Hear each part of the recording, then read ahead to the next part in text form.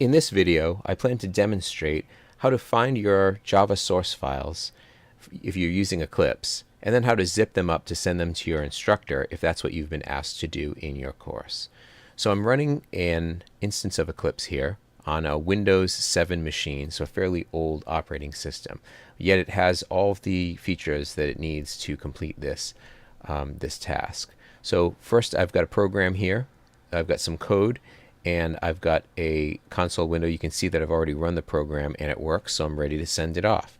So how do I do that? How do I find the file so that I can send it? Well, I'm going to use the Package Explorer. And if you don't have the Package Explorer in your Eclipse perspective right here, you can add it by going under, let's see, under Window, Show View. The Package Explorer is a view, and you can see it in the list of views here. And by going down to this menu item, you can request to have the Package Explorer added to your perspective. Once it's there, it will stay there in your configuration. You can decide whether you like it. I really like it for navigating my Java projects, and you can see that I have quite a few of them. So once you've got the Package Explorer, you have to know what the name of your project was. My project was called DeskCheck Example, even though my source file was called funnysum.java. This is the name of the class that has the code in it. So I'm going to go over to DeskCheck Example and click this little triangle to open up that folder, and it's going to show me the folders that are within it. And what I'm interested in here is the source folder. Okay, and your configuration might be slightly different, but you're basically looking. You can see the title of the file here. I'm looking for funnysum.java. I'm trying to find where that is. So if I open the default package, eventually I get down low enough here to find funnysum.java in the Package Explorer. Once I've located it there, I can right click on it, bring up the menu, and choose Show in System Explorer. That will show it to me in my own operating system, file system. And there it is. It's opened up a window in Windows showing where funnysum.java is. You can see the full path name here to where it is. Now, the important thing is that this is the source file. It's the .java file. And that's how I know this is the file that contains the source code that I wrote for my assignment. Now that I found it, I'm going to copy it. I'm going to right click, copy. I can close this window once I've done the copy. I'm going to paste it on the desktop here to get ready for the next step. Okay, so I've got my source file, and I actually have already written a word processing document here that's going to go with it that I've been asked by my instructor to send along with my source code.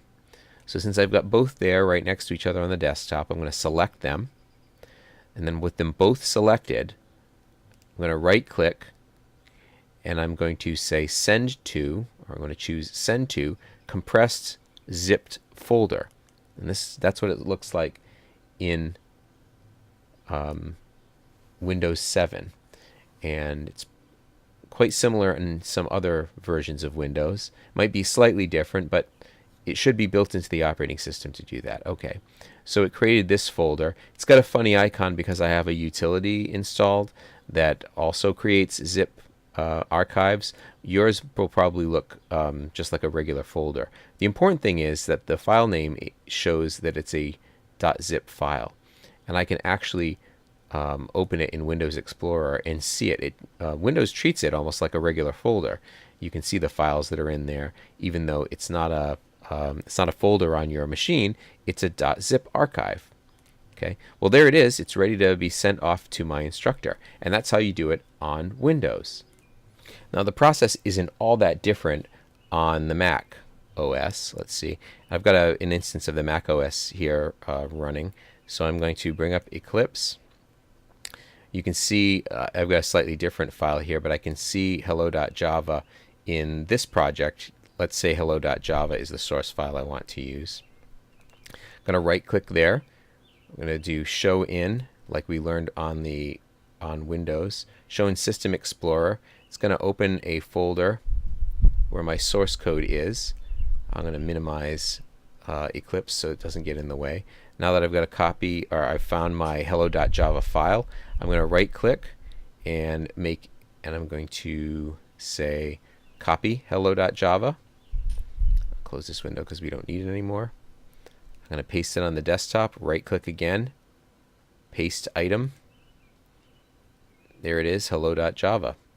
Okay, now here's my word processing file that I plan to send along with my code to my instructor. I select both files, right click just like in Windows, but this time I'm going to say compress to items. Okay, and when I do that, it's going to create an archive.